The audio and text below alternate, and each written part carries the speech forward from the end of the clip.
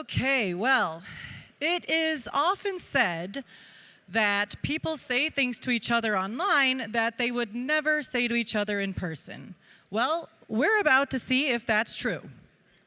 You know, at the end of the day, I think it is very important for us to remember that we all want Bitcoin to succeed.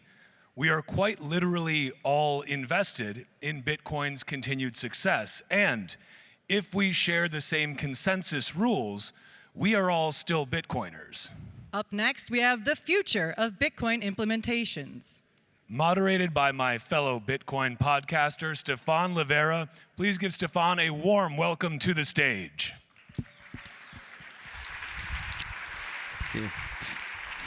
Thank you very much. All right, so I'm Stefan Livera. I host a Bitcoin podcast. Now, this is going to be an interesting panel. I promise I'm going to do my best to stay neutral as a moderator. Let's bring out our guests. So first off, we have Jameson Lopp. He is the Chief Security Officer from Casa and also a longtime Bitcoiner and security expert. Next, we have Peter Todd. Peter Todd is known for lots of things, the creator of Open Timestamps, Libra Relay, and various things. Welcome, Peter Todd. Next, we have Bitcoin Mechanic. He's the Chief Boiling Officer of Ocean Mining. Welcome, Bitcoin Mechanic.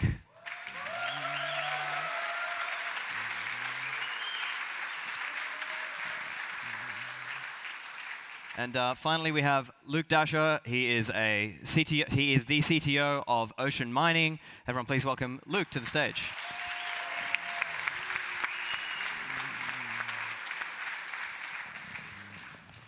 All right, gents. So obviously, we're going to be talking about the future of Bitcoin implementations, but we're not obviously going to ignore the elephant in the room, which I'm sure many of you are aware of. Let's just start with the question of why would people use different Bitcoin implementations? Diversity is strength. I mean, this is one of the great strengths of Bitcoin being permissionless and censorship resistant. We can all do whatever we want.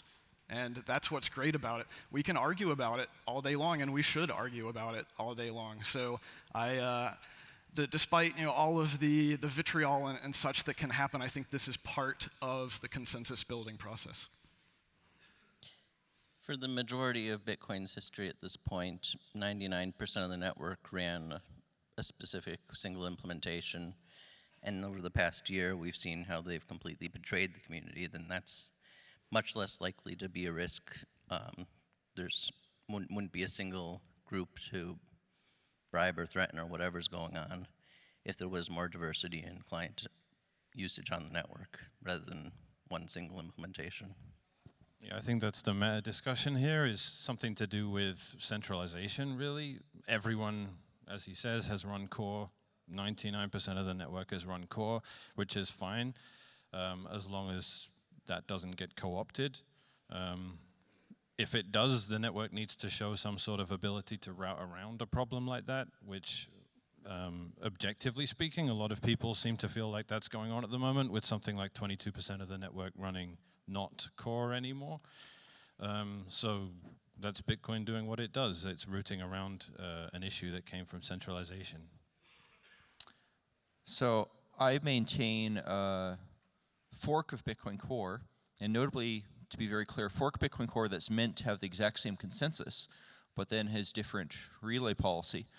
And I think the bit of an irony here is when Mechanic here talks about routing around, my fork Libra Relay does exactly that. It is a fork of Bitcoin Core that intentionally connects to other Libra Relay nodes, specifically to route around nodes that, call it filtering, call it censorship, whatever, do not relay transactions that Libra Relay does. So the purpose of Libra Relay is very literally to go route around other nodes and relay transactions that other implementations won't.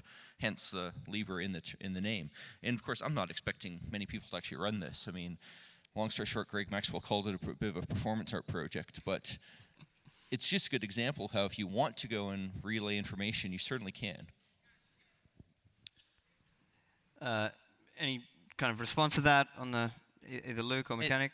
I think it's important that the audience realize that Peter Todd is a bad actor and his Libra Relay is an attack on the Bitcoin network. I'm a bad person incapable of love. He's intentionally trying to bypass the peer-to-peer network to flood the network with spam. Yeah, it's very effectively routes around people who do not choose to relay those transactions. I mean, let's say that Peter and I are bad actors. Sure. Let's say that we are. What are you going to do about it? That's why we are here. How are you going to stop us? Do I need to mention? Let's talk about the future of Bitcoin and how you're going to stop us. I mean, the network is having an immune reaction. We are watching it happen. Yep. So there's your answer. And like many immune reactions, immune reaction is accomplishing essentially nothing. Libra Relay works just great. And miners who choose to run compatible nodes with it, and a bunch of them do, depending on what policy you're talking about, essentially 100% of them do. I mean, the immune reaction isn't really doing anything, so all right, fine, what are we going to do next? You may be trying to dissuade people or discourage them, but it's not doing nothing.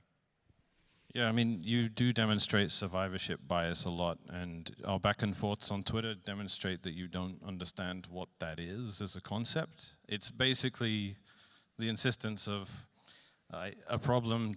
I cannot see the solution. I cannot see the result of the solution to a problem I am implementing, therefore the problem does not exist. So any hostility that is displayed by the Bitcoin network at any scale does cause some potential scammer or someone that wants to build some scam coin on Bitcoin protocol to have himself and his investors ask the question, should we just do this on another network? And the more you have a network demonstrate hostility to what it is they're trying to do, the more they disappear and do other things. And that's unfortunately invisible. We do not know the amount of people that want to attack Bitcoin that didn't because of the kinds of things Luke does, because they didn't do what they... I think we all agree that it's invisible, and therefore this is an unfalsifiable claim on your part. So I don't really see the point arguing about it. I mean, to be clear, I have a rock in my pocket that keeps bears away. I mean, we have 15 years of Bitcoin using filters and it working successfully, and there's no evidence to suggest that it would not continue to. Yet, when I noticed that some miners were mining transactions at less than 1 sat per vbyte, and I just did the experiment of using a node I happen to have with a heck of a lot of incoming connections, changing the relay policy on that, and then changing one of my open timestamps calendars to regularly create sub 1 sat per vbyte transactions, noticed they were in fact getting mined, and then advertised that fact on Twitter. It took, what, a month and a half, 2 months for essentially 100% of the hash power to adopt sub 1 sat per vbyte policy, just based on the fact, oh, you know what, it can work, people are doing it, let's do it. You're not allowed to do that. And they rolled it back because people were filtering. Well, I mean, 0.1 sat per vbyte is not much money. So people upped it a little bit because, you know, the extremes this were a little ridiculous. But I think that's a great example of that. Even for something that gave them so little money, miners were still willing to just take a little bit more edge. Because ultimately, you know, they're driven by money. So when it comes to, I guess, these different disagreements, now, of course, there's been a lot of parallels with block size wars, you know, 2017 days. Obviously, that was about consensus. This is more of a debate around policy. So can we, I guess coming back to why people run different implementations, how much, I guess, power do you think it makes, or how much difference do you think it makes if if individual nodes change their relay policy compared to what happens on the network? It's incredibly asymmetrical. It really depends on what the relay policy is. And again, Libra Relay is such a great example. Oh, I mean, in fact, I should say even sub 1 sat per vbyte is maybe even a better example, because all it took was a couple people changing their relay policy on well-connected to nodes, just nodes running on fast servers with a lot of incoming connections, and suddenly something's propagating that like 99.9% of the nodes reject. Yet if you do the opposite, you try to go say, well, that thing people are relaying is no longer allowed, it's just utterly ineffective. Yeah. A Luke, few you people want to respond? changing their policy does not make things relay across the network. The only reason those got mined was because there were bad actors intentionally bypassing the relay network entirely and going directly to the miners who were also, in this case, bad actors that were cooperating with them. And there will always be some degree of miners that may be bad actors, but as long as they're the minority, the net effect overall on the network is that the good actors will prevail. Are you making the claim that nearly 100% of hash power is bad actors? It's not nearly 100%. Via BTC don't, and they're a huge pool. And Mara have pretty much stopped, though sometimes they have sub 1 sat per VByte. I'm not entirely sure. Mara said they set it to like 0.5 because that's what they figured the profit margin was worth it.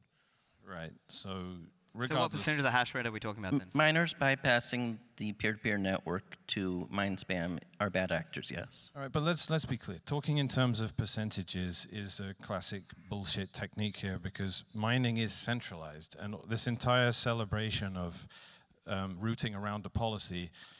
Yeah, they can also 51% attack at this point, and that's not a celebration I'm going to take part in. Basically, Foundry and Bitmain decided we are going to start putting this stuff in blocks.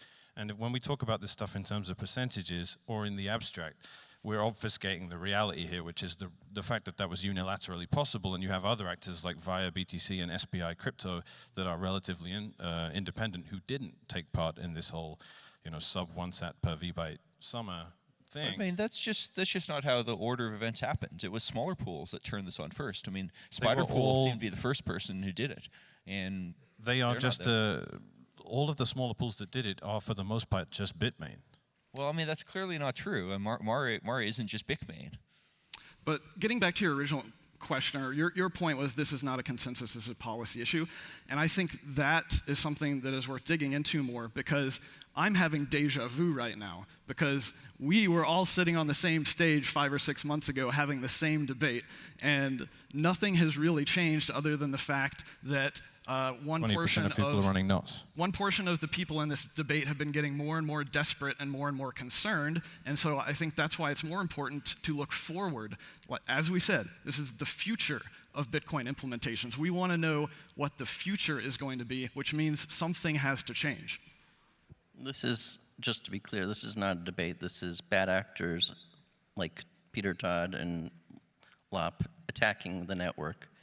And the network, at this point, either defends itself or it doesn't. Yes, are you going to do something or are you going to keep crying about it? We have been doing things that are effective even if you don't want to, even if you want to pretend they're not. Like, are you going to do a consensus change? I think is the big question. That is the question, yes. Well, yeah, Bitcoin is more than consensus.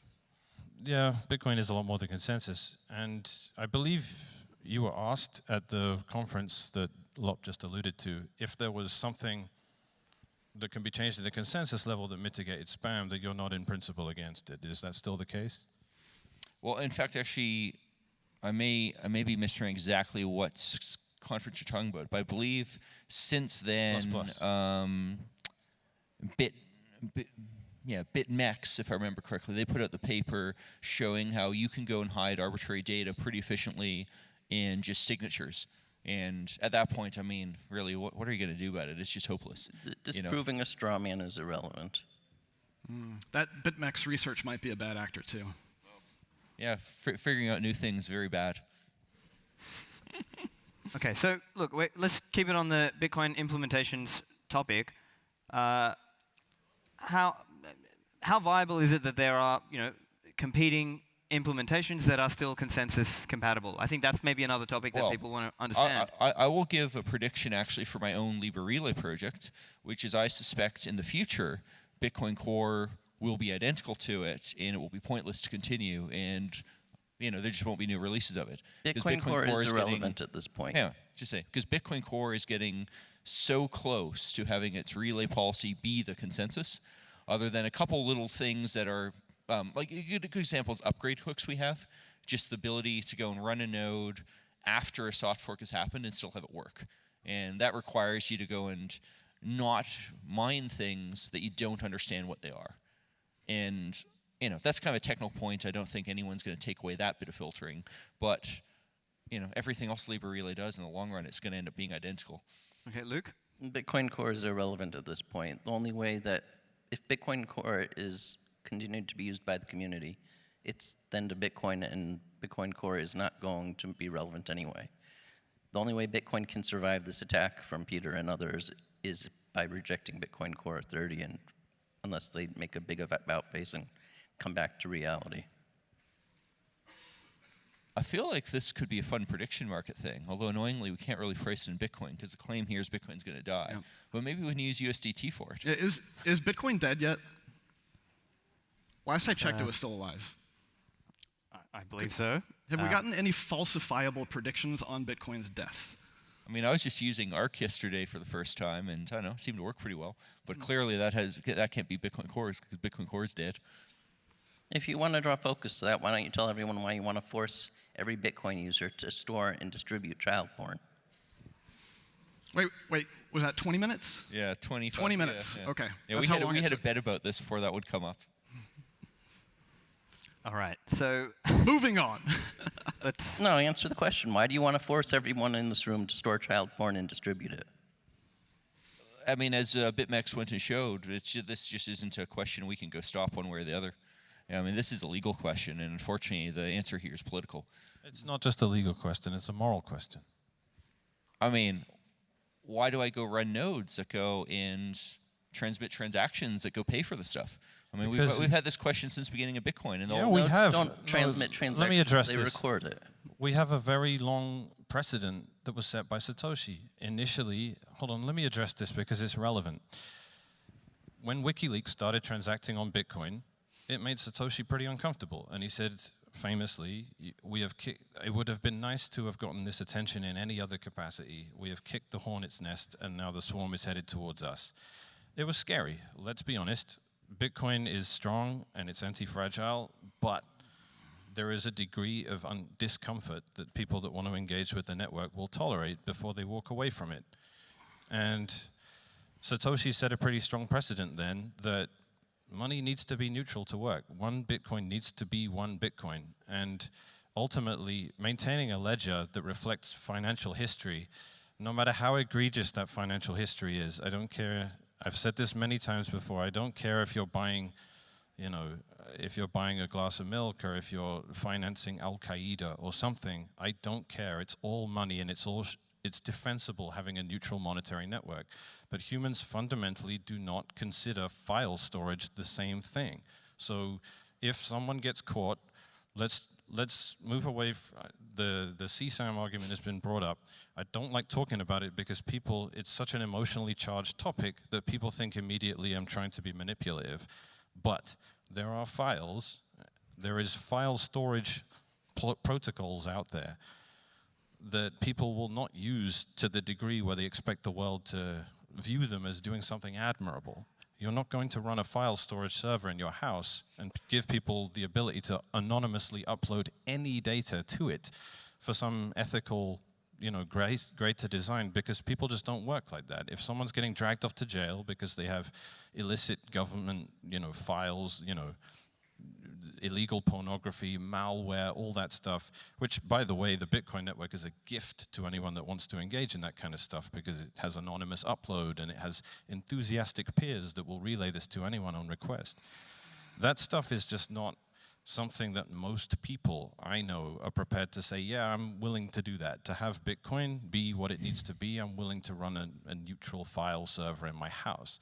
And that is why I think, yeah, okay, Bitcoin, oh my God, it didn't die the day they released Core 30. And if you want to make straw man positions like that, fine, but you just make yourself look like a clown. No one is saying it's going to die today, but I'm saying you're putting pressure on nodes to become arbitrary file storage systems, and most people don't really want the headache that comes with that because it has nothing to do with money. Look, we had this discussion.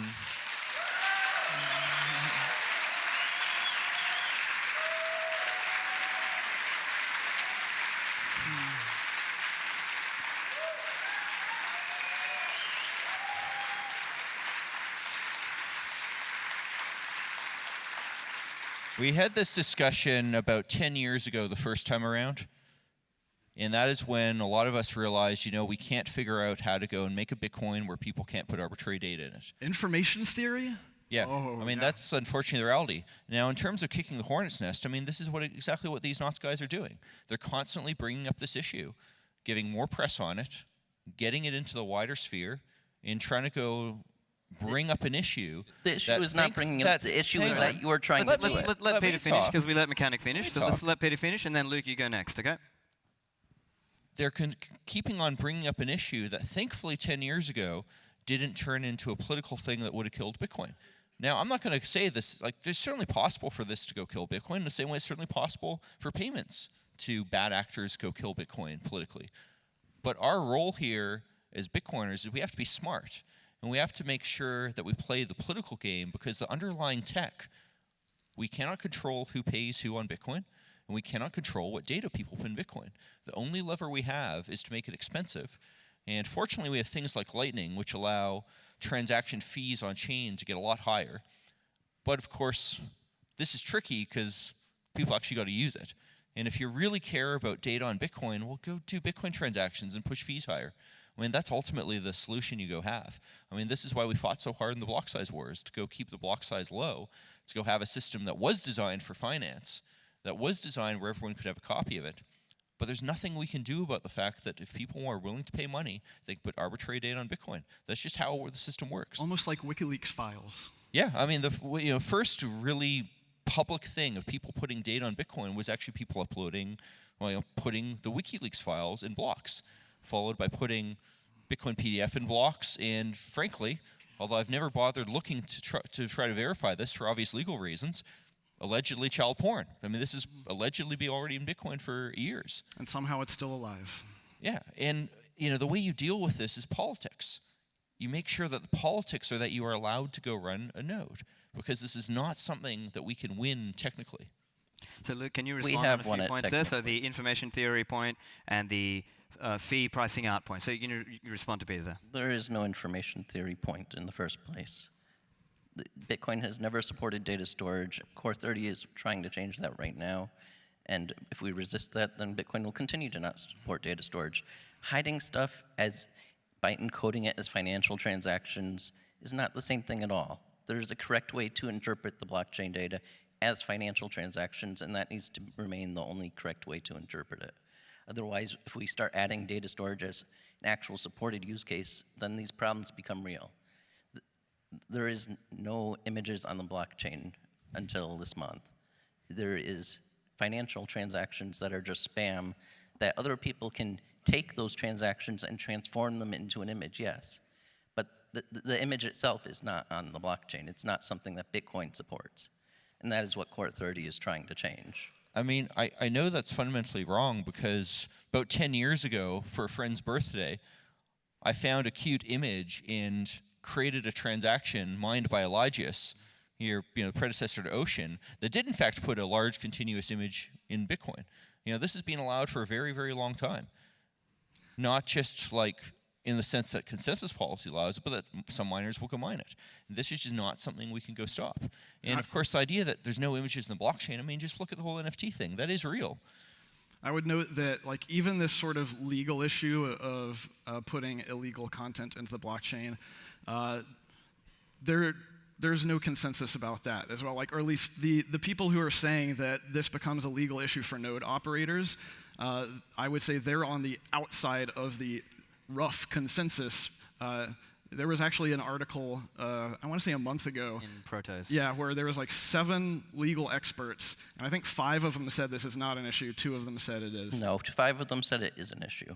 Yeah, I think The other way around. Yeah, And they weren't even criminal lawyers. You ask any criminal lawyer, they're going to say it's an issue. I mean, all I can say to that is if you're so concerned and aren't willing to fight this politically, you probably should stop using Bitcoin. But wants Bitcoin to exist, so I think this ends up being a political fight. Well, And part of it being a political fight is don't go fucking bring it up over and over and over again, trying to tell our enemies, hey, here's this way you can go kill Bitcoin. All right, let me address that, because it's a good point. So if I can summarize it correctly, you're talking about the Streisand effect. Essentially, we are making something worse by discussing it. Now, when this topic initially came up, I didn't bring it up, because it is naturally something I don't want to draw attention to and make it obvious as a method of attacking Bitcoin. But in the interest of good faith, both of you have said two of my favorite quotes in the space since Bitcoin arrived. I'll address both of them. Correct me if I'm wrong, Lop, but you said Bitcoin is a tool for freeing humanity from tyrants dressed up as a get-rich-quick scheme. That's slowly flipping on its head. I don't know if that I think that was actually a Naval Ravikant quote that I probably reposted, but sure. Well, the other one that's more helpful now, which is one of my favorite things said in the space, was something Peter Todd had pinned for years, which was stop assuming your enemies are idiots. And I think that's particularly applicable here. Me bringing up what happened to BSV when they made the change from 80 bytes to 100,000 bytes and getting flooded with child porn seems like Craig Wright can go from being the most annoying part of Bitcoin's history ever to someone who took a bullet for us and showed us what happens when you do this stupid crap that Core have just done. And the fact that we can have that and demonstrated to us that we are making a mistake by Craig using a system that is a derivative of Bitcoin with the same architecture for the most part.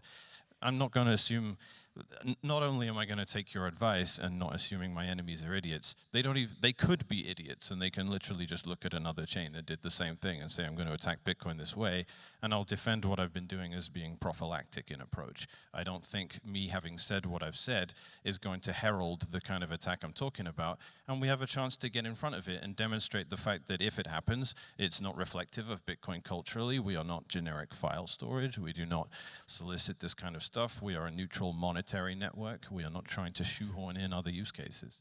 But it is... Thank you.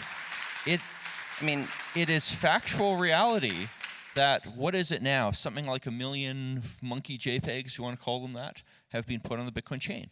I mean, it's just bizarre having this discussion now when we're talking about op return when literally, what is it? $500 million worth of fees got spent, $250 million worth of fees got spent putting NFT images on the Bitcoin chain. But they're not on the Bitcoin chain. The discussion around op return. They're a scam coin that is exploiting Bitcoin and abusing the chain.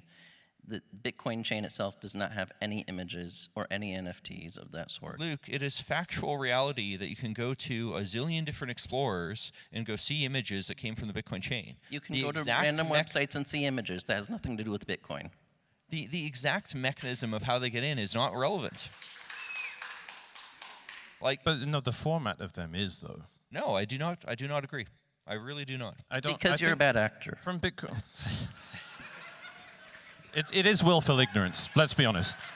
Op return and inscriptions are not the same thing. Inscriptions just look like junk data from the perspective of the network. All of this stuff is just junk data. Yeah, it depends on how you interpret it. Op return is not junk data, it's file storage. Witness space is file storage too, just as much. I mean, the fact is, you can't see the Bitcoin chain. You always have to use tools to interpret it. And these tools can interpret the data however they want. And whether the data is in one format or another just doesn't change things.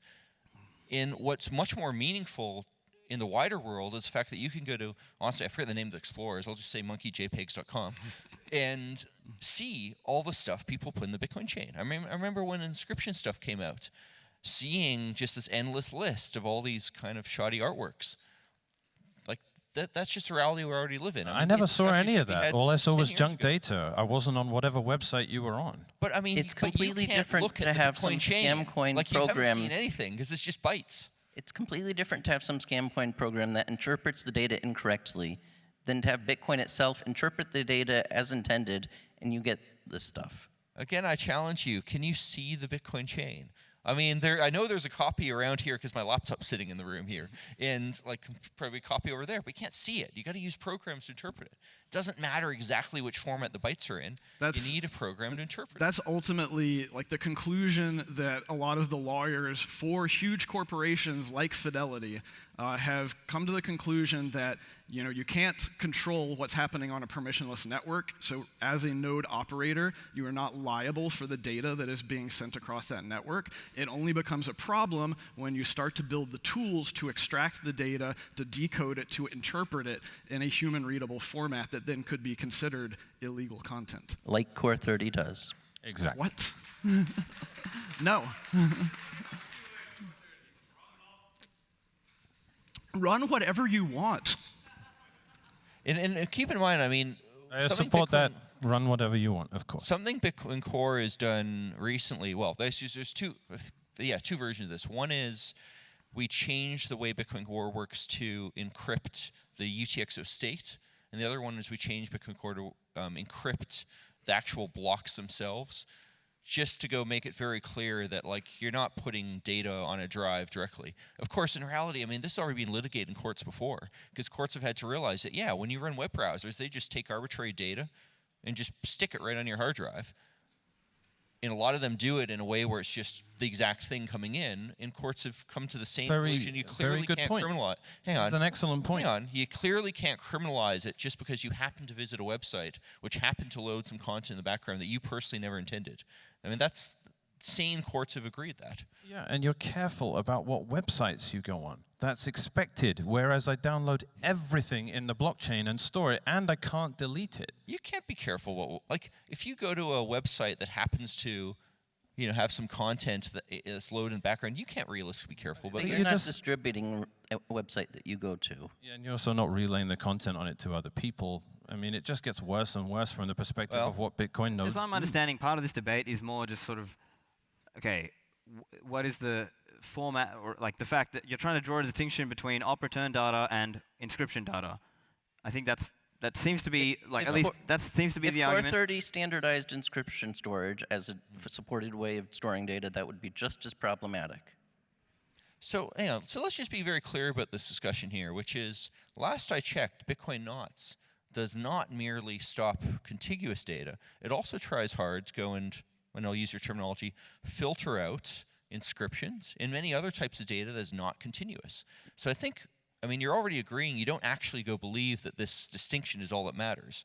You really want to go and stop this type of activity in general on Bitcoin.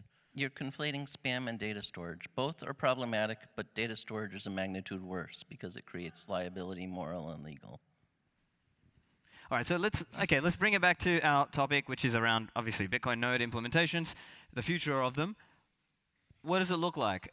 Are we going to see more effort around different implementations, whether that's Knots or others? And can you maybe spell out what are some of the trade-offs around this? Is it a matter of funding? Is it a matter of developer talent and review? What does it take to actually make competing different implementations viable? Well, so let's be very clear here. I think we're talking about differences in policy, not differences in consensus. Differences in consensus are a much harder discussion because it's just so difficult to make another implementation that actually matches the first one.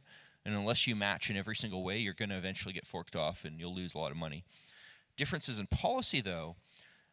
So a point I wanted to go make is that the software around Bitcoin, we already have many different implementations in a sense.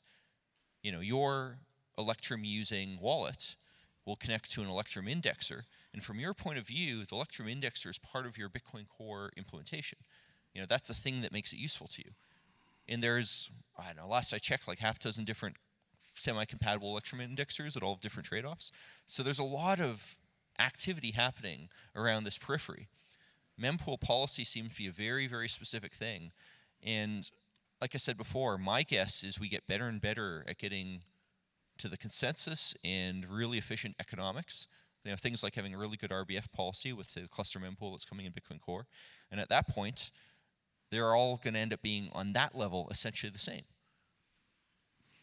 Any thoughts on the, I believe it's called the libitcoin kernel project. Now, to be clear, this is distinct from the libitcoin implementation. I believe this is a project inside of Bitcoin Core that's attempting to separate the consensus aspects of Bitcoin from some of the other components of it. And then potentially in the future, that could be leveraged by other implementations who want to do something different but still maintain consensus. Any thoughts on that? Last I checked, that had kind of stalled out, right? Is because, like, it would be amazing if we could have one tiny little software library that codified all of the consensus rules of Bitcoin. But it seems like the deeper you go into the implementation rabbit hole, there's a lot of things in there that actually end up being consensus that are hard to extract. I would say it has stalled out at all. It's just an ongoing project. It's been ongoing for many years now, but I think it'll get there eventually as long as we don't lose Bitcoin in the meantime. Years before the Bitcoin kernel, there was also the Bitcoin consensus, and that more or less does what it's supposed to do correctly. Bitcoin Core dropped it, but Bitcoin Nuts still continues to support it for implementations that do use it. I'd say because mempool policy just isn't very interesting, what's happened with the Bitcoin kernel project is effectively Bitcoin Core is that. If you want to, again, my example of like an Electrum indexer, if you want to do something interesting with Bitcoin, you just use a good high-speed RPC interface to talk to a Bitcoin Core node, and that's your kernel. And Bitcoin Core has flags to go do things like, say, disable the mempool entirely if you don't need it, or, you know, little things like that. But yeah, Bitcoin Core is your Bitcoin kernel. I want to piggyback on something you said. It's not super relevant, but it's been a bee in my bonnet the entire time in this debate. Electrum indexes, you just said it, I didn't make Bitcoin nodes actually usable for the most part for anyone that wants to run a wallet. So I get really frustrated when I get in debates about op return and the fact that they're prunable, not just from the UTXO set, because this is an overloaded term, but also you can run a prune node. Just run a prune node, and then you delete all the op return data. Who's heard that as a rationale for don't worry about Core 30? Running a prune node means you can't run an Electrum indexer, which makes your node useless for the purposes of running a wallet. In most cases, you can obviously just run you can run a wallet anyway, but Electrum servers make wallets actually good. Like Sparrow wants to work that way, and other wallets do. So just run a prune node as a sort of coping mechanism for op return. Doesn't matter if you really don't want to store it. Is not. But we should bring it back to the node implementation aspect, yeah? Sure, but I mean, you can implement things like Electrum servers inside node implementations, which is kind of cool. And there was another interesting idea maybe there would be an implementation that actually includes an address index with it. If I can return back to what you're actually trying to get us to address, I think everyone's just terrified of re-implementing consensus, which is why Knots is what Satoshi was afraid of. Sorry for the appeal to Satoshi fallacies I'm committing here, but Satoshi was scared of maintaining parallel implementations because, you know, even Core has gone out of sync with itself over different versions before. This was the cause of a massive, you know, unplanned fork and reconciliation that happened in 2013, I think it was, and Luke single-handedly sorted it out. And Gavin famously said, just let the free market sort it out, which is misapplied ideology. But I think all of us are kind of scared of going too far away from what everyone else is doing. And that's kind of why Knots is so safe, because it is just Core with some modifications made to things that either I don't think it re-implements anything consensus-wise, or it just touches it minimally. Perhaps you can advise on that. Yeah. Jameson, did you want to address? You sound like you. I am obviously not going to agree with any claim that Knots is safe from a security and software integrity assurance perspective, and I've spoken about that at length, and we can argue about it, but yeah. Showing that you're a bad actor again. As far as putting Electrum capabilities in there itself, it's probably a good idea. I think it would be worth doing a shout out to the UTXO project, which is doing similar things, not exactly the same, but oh, like the Floresta, I think. Is that the one you're referring to? That's one implementation, yeah. Yeah. But there's a whole concept behind that that's okay. worth going into, but I don't know that we have time to go into in detail. Okay. I guess another question that might be interesting for listeners as well is how opinionated should Bitcoin implementations be? Like, should they, should Bitcoin Core just try to be a neutral base, and then other people can build their own opinionated versions on top of it? Is that one way to imagine this or understand this? At this point, Bitcoin Core is gone, so it would be Bitcoin Nuts and variants. But at the end of the day, the decisions on policies and things like that need to be left to the users. It can't be something that you have implementations trying to force on people. I think we all agree that on a practical level, almost everyone running a Bitcoin node has not personally reviewed the code in it. It's based on social heuristics. Who else runs this? Who else vouches for it? Do I trust them on other topics? I mean, I'm pretty sure we all agree with that. I don't know C++. I have not reviewed Core or Knots. I do not have the qualifications to do it. I'm relying on other things to do it. And while that might be improper, and we should not be doing that, that's the reality of it. And then it goes further. If you're just running things like Umbrel and StartOS, you're clicking on a button, and then you're trusting that black box to implement it all for you as well. So your question, how how biased or how much should these projects inject their own opinions about what Bitcoin should be. Well, that's the main heuristic you're looking for when analyzing whether it's software you want to run. If the software is written by, let's be honest, shitcoiners, if they're the people writing it, it makes you very disinclined to trust it, especially if you can't review it. And of course, shitcoiners can write great code, and maybe they're writing the best implementation out there, but it's going to be very hard for you to get past the smell.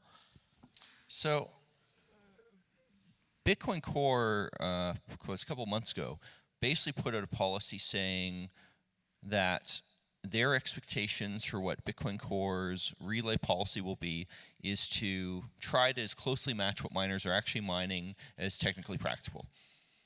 And I would say that as Bitcoin Core saying that they are trying to be neutral.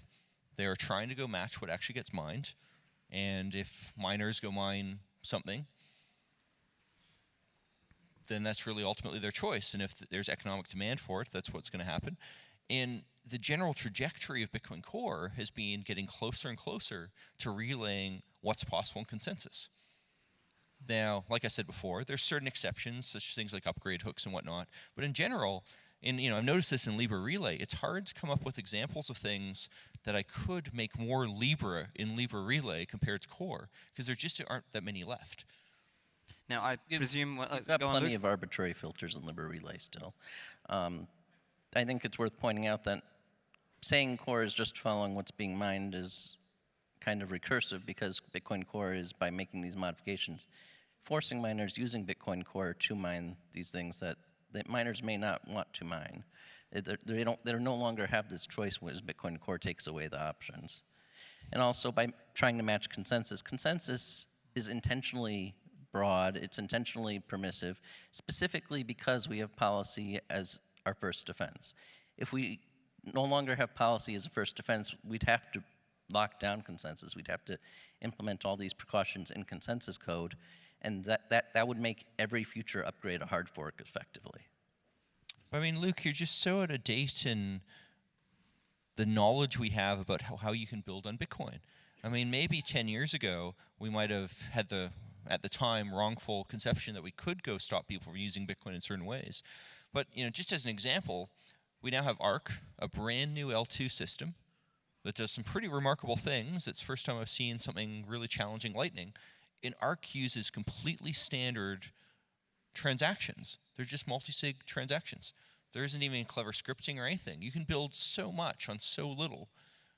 Similarly, if you want to go put data in the chain, you've always been able to go do this with things that look like just completely normal financial transactions. It's very hard to write code to say, oh, actually, that's something clever. And at the extreme, as BitMEX's research shown, it is mathematically impossible. And when you're up against that, you just have to accept people are going to use Bitcoin the way they want to. And getting closer and closer to consensus means you're never going to be in a position where you're saying, where you're trying to impose on someone else. Now, when it gets to miners, well, the reality is they do go change Bitcoin Core. It's not like we're forcing them.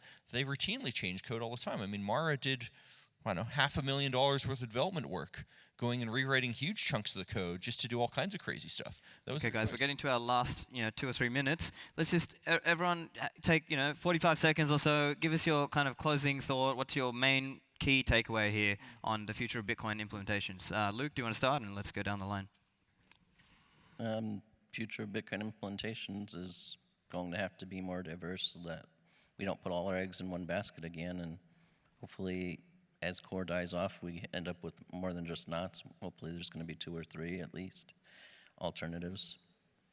I think it just represents a horrible centralization risk, and centralization's amazing in some ways. It's just super efficient. So like with the inscriptions bug, practically speaking, we could have killed inscriptions in 5 minutes if we hadn't closed the pull request due to controversy being selectively a problem in the GitHub. So I think we've lost that now. We no longer, you couldn't have, we needed, 95% version bit flipping for SegWit to become active and Taproot to become active. The fact that all 99% of nodes were running the same code definitely helps with that, and that's just never going to be a thing again, as far as I can tell. Core is below 80% now, so for the ossifiers, I think they're pretty happy because I think it's going to be very difficult to start making sweeping changes to Bitcoin going forward. And for better or for worse, that's probably a good thing for hard money, even if we can't get some of the new toys that devs want to add. I'll stop there. Peter? I mean, unfortunately, you're conflating consensus and relay policy there. And ultimately, I think Knots is just selling a mirage. It's selling this idea that you can go and do things like, say, stop inscriptions with flip of a bit, and that's just not true. And that's what sub 1 tap per vbyte showed. Even with 99.9% of nodes not relaying something, 0.1 relaying is more than enough to make that work. Now, if I'm looking forward, I'll say, and frankly, this is kind of a hope. I would hope that the implementation just becomes more and more boring because it's just a protocol that works. And Bitcoin Core is ultimately protocol specification. It's the specification that we all agree on. And I would like to see a lot more innovation in what we build on top. Yeah. Let's go to Jameson quickly. So I'd just say there is diversity. Look, it's not just Core and Knots. There's BTCD, LibBitcoin, Floresta, and this debate is sucking all the air out of the room when there is a number of other options out there. Now, if I'm understanding Luke and Mechanic correctly, it sounds like they are not interested in actually going to restrict consensus rules. So my prediction is that nothing effectively is going to change, and the people who are upset about this are going to keep spinning their wheels, and I myself will be moving on to other things. Do you mind if I respond well, I real guess quick? that's, we're going to have to leave it there. We're out of time. But everyone, please put your hands together for a great discussion. My name's Stefan Livera. We have Luke, Mechanic, Peter Todd, and Jameson Lopp. Everyone, thank you.